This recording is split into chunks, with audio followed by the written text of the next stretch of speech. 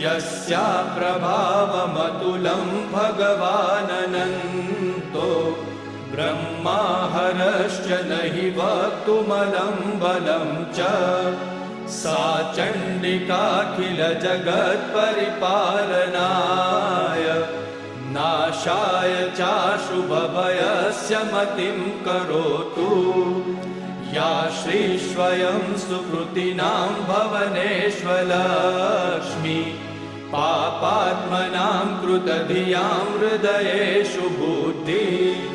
श्रद्धा सतां कुलजनप्रभवस्य लज्जा तां त्वां नताः स्म परिपालय देवि विश्वं किं वर्णयाम तव रूपमचिन्त्यमेतत् किं चातिवीर्यमसुरक्षयकारि भूरि